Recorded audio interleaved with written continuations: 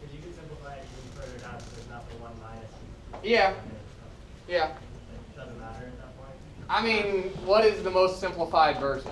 I could write that out, but maybe it wouldn't look that much more simplified to me. I'm not sure if it would or not. It might, but. Okay. The simplified version is K2, K1. Oh yeah, the K2s will cancel, so yeah, it does simplify a little bit nicer. Yeah, so it's kind of the same question, right? How far do you go? You're not directly graded on that. All right. But yeah, if nobody saw it, I can keep going here. So 1 is just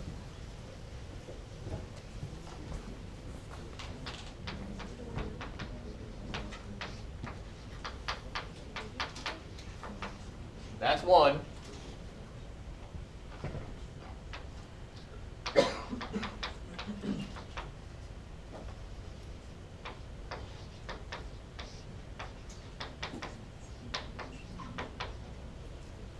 And so now I can combine the numerators.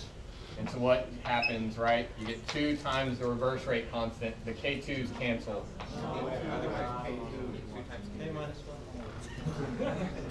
Can you look at this? Oh, because it's minus. Yes. Can you check out this solution just in case? Yeah, but what difference does it make? It's algebra. So that's what we get, and then times K1. Is that what everybody's saying? I will.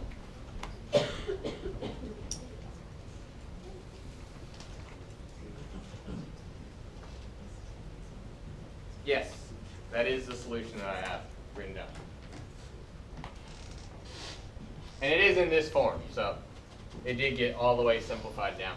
But I mean, I think that's the perfect example. If somebody would have stopped here, I wouldn't have been overly critical versus somebody who got to here, right? The point is that you recognize what is an effective rate constant, and you know how to pull an effective rate constant out. And know about when can we not use an effective rate constant? If we go back to what we have, and we'll make it look a little bit cleaner. So what's a case where we could not have defined an effective rate constant? There were other concentrations. Yeah, if I had another concentration term that was only in one of these species, like if this was NO2, right, then I can't simplify this down into something that looks like this does. Once you have K effective here, is you just get that the rate is then just equal to K effective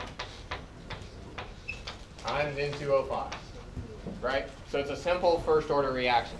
We've had examples where you can't do that. You get this, but then in the in the denominator, it'll be something like 1 plus some rate constants times N2O5 squared, right? So we've had that example as well.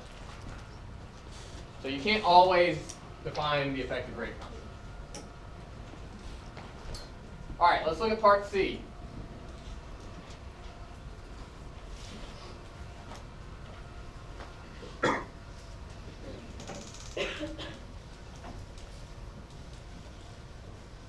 What would you guys guess part C is about? EA. EA. Electronic Arts. Terrible company. Yeah.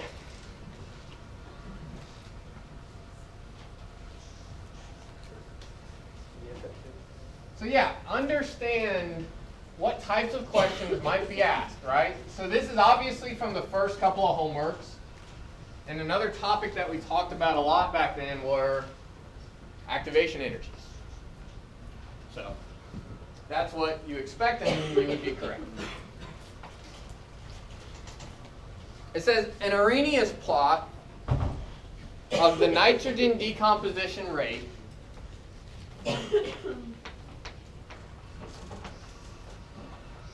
first off, so everybody know that that's what an Arrhenius plot looks like. Hopefully. Exhibits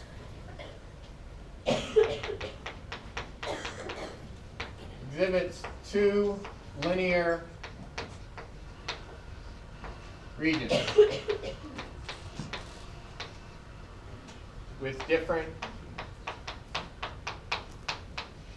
slopes.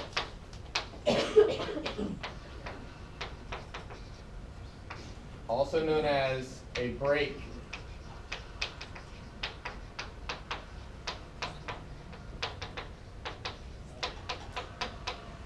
in linearity. Okay?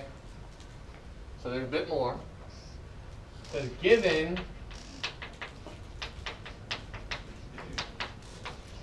that K2 is much greater than K negative 1 at high temperature, determine the expression for the overall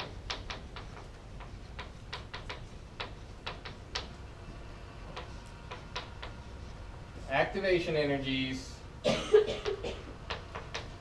in the limit of low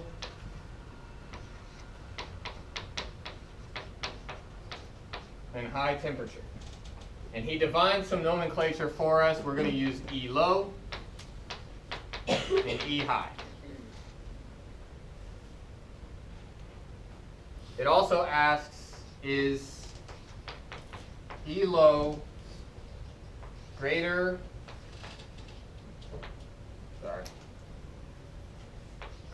or less than E high? And then finally, that great testing language. Explain your answer to receive credit.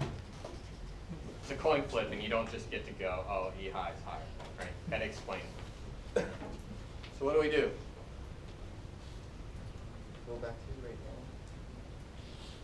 Do I need to go all the way back to the rate law? No, you still want to define K2, K1 divided by K negative 1. K effective, right? I just need to go to K effective. Okay, what do we have for K effective? 2, K2, K1. Thought it was minus 1. The bottom. It's plus 1. Okay.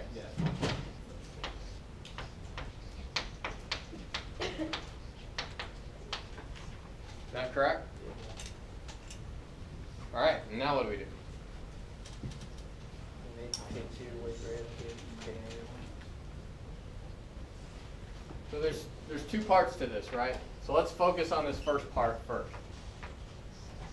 Determine the expression for the overall activation energy in the limit of low and high temperature. So which one do we want to do first? High. So we've been given some information about the high temperature regime. I don't actually know if that makes it easier to solve, but let's start there, because we were given information there. Okay, so E high, and so if temperature is high, then what else? We were also told that K2 is going to be much greater than K minus 1. Okay, so if K2 is much greater than K minus 1, what is K effective, high?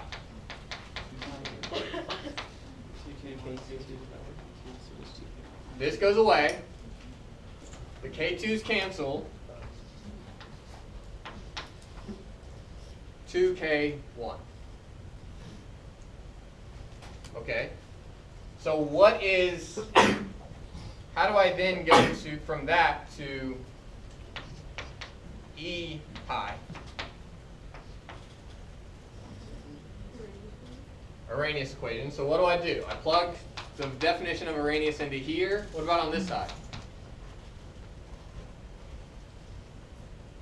Walk me through it. What is the Arrhenius equation?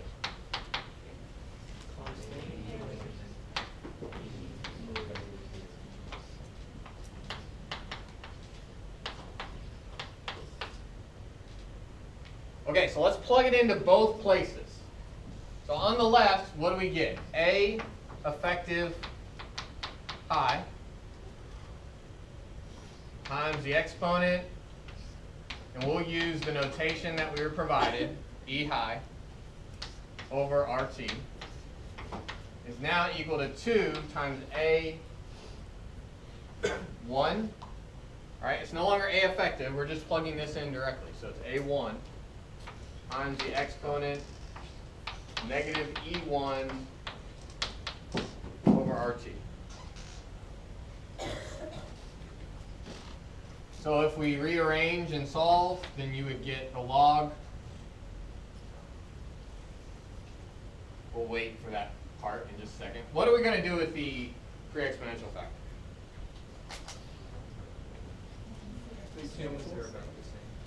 Yeah, we're going to assume. So it would be nice if you guys wrote something like this on a test. State your assumptions, right?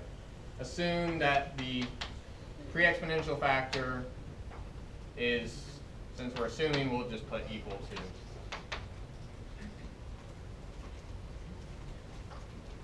Why can you assume that? Because you've been given no other information. It's usually true as well. The magnitude of that parameter is actually quite large, but it doesn't change very much. What would normally win in these battles is the exponential terms, because they're exponential, right? So they have a much bigger impact on those sides of the equation. You'd have to have different exponential factors by very large orders of magnitude for it to change your results. And most of the time, that's simply not true. But it does kind of bring us back to a point of like, what about this 2? Right? So I'm not sure what he did with the solution here, but one could argue, yeah, he did. So what did I just say? I said that these would have to be different by orders of magnitude in order to make a difference.